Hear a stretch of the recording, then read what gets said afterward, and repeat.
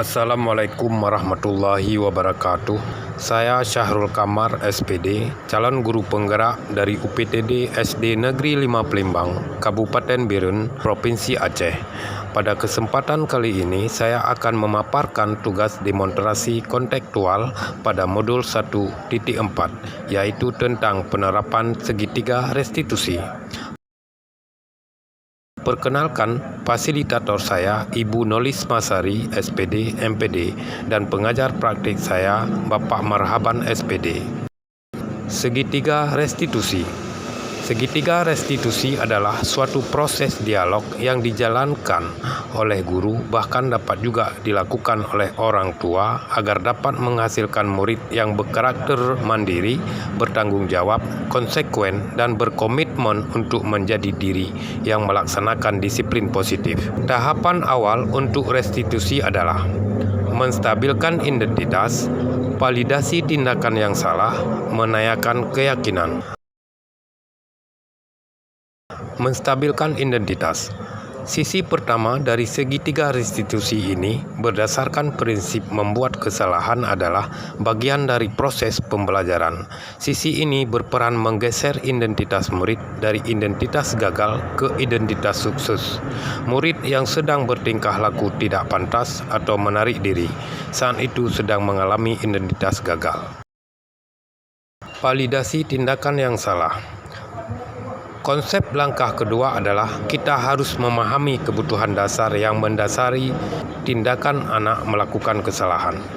Menurut teori kontrol, semua tindakan manusia, baik atau buruk, pasti memiliki maksud atau tujuan tertentu.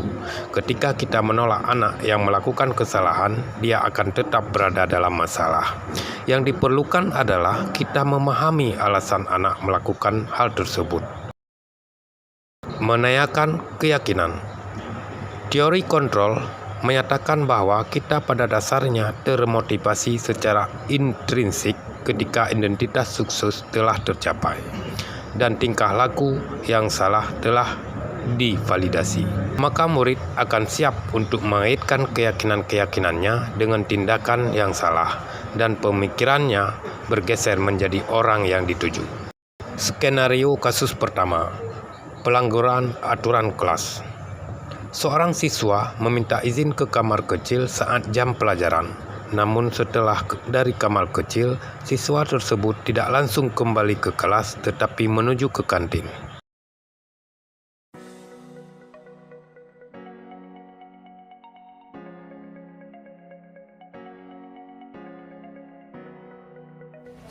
Nela, terima kasih sudah datang. Bapak ingin kita berbicara sedikit tentang kejadian tadi pagi. Nela masih ingat kan ketika Nela meminta izin untuk kamar kecil saat jam pembelajaran? Iya Pak, Nela ingat. Jadi Bapak tidak sengaja Bapak melihat malah Nela itu pergi ke kantin. Bisa Nela ceritakan tentang masalah itu? Iya Pak, Nela memang ke kamar kecil, tapi Nela merasa lapar, jadi Nela pergi ke kantin sebentar. Bapak mengerti. Namun ketika Nela pergi ke kantin tanpa izin, itu mengganggu jalannya pelajaran dan Bapak khawatir karena Nela tidak kembali tepat waktu. Bagaimana perasaan Nela tentang hal ini sekarang? Nela merasa salah Pak, seharusnya Nela kembali ke kelas. Terima kasih Nela sudah jujur. Kita semua pernah melakukan kesalahan. Yang penting adalah bagaimana kita memperbaikinya. Menurut Nela, apa yang bisa Nela lakukan untuk memperbaiki keadaan ini? Nela mau meminta maaf kepada Bapak Guru dan teman-teman di kelas. Nela berjanji tidak akan melakukannya lagi. Baiklah, kalau begitu Nela, kita sekarang pergi ke kelas.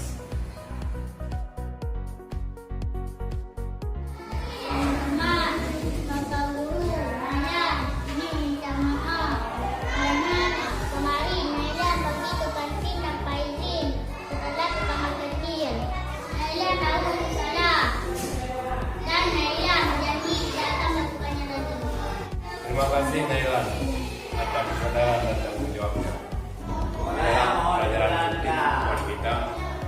selalu menghargai aturan, dan untuk kedepannya kita saling menjaga komitmen.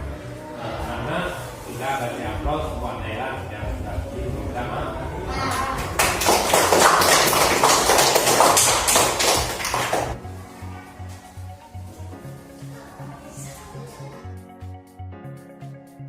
Nailan, Pak senang Nailan sedang menjalankan rencananya dengan baik. Bagaimana perasaan Nailan setelah Nailan jadi jamaah di kelas? Nailan merasa lebih baik, Pak. Nailan menjadi belakang berkembang. Mari kita terus menjaga komitmen ini. Jika Nailan besok-besoknya ada merasa lapar atau kebutuhan lainnya, cobalah berbicara dengan Bapak lebih dahulu. Setuju? Setuju, Pak. Oke, kita terus. Ya. Skenario kasus kedua. Kasus tindakan vandalisme. Seorang siswa dengan sengaja menendang tempat sampah yang berada di depan kelas, merusak tempat sampah tersebut dan membuat sampah berserakan.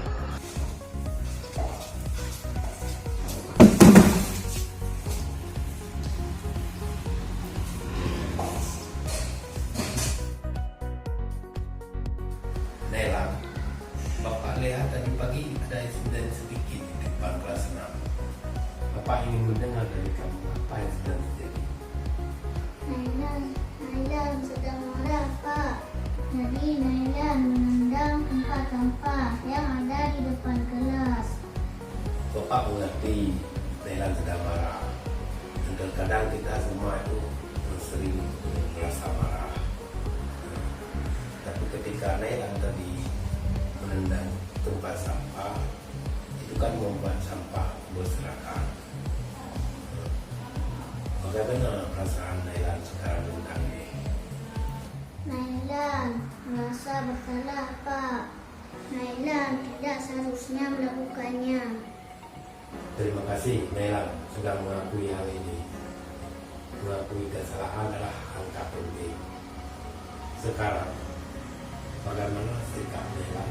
Apa yang Nailan akan lakukan untuk memperbaiki masalah ini? Nailan bisa membersihkan sampahnya sekarang, Pak. Terima kasih Nailan.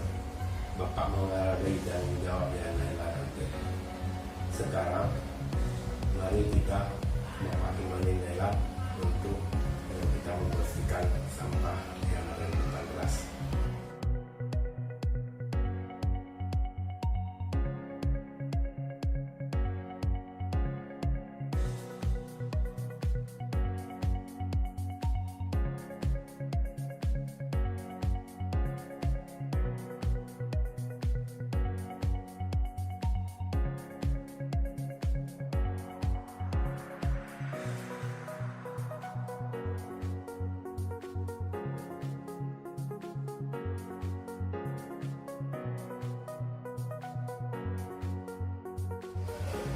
Terima kasih ya sudah bertanggung jawab dan membersihkan sampah tadi.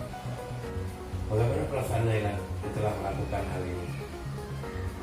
Nailan merasa lebih baik, Pak. Nailan berjanji tidak akan melakukannya lagi. Bagus sekali Nailan. Bapak senang mendengarkan hal ini. Mari kita berkomitmen tentang ini. Kalau lain kali Nailan merasa marah, Nailan kita berbicara dengan guru ataupun bisa datang ke Bapak tanpa merusak baku. Bagaimana menurut Nailan? Setuju, Pak. Terima kasih.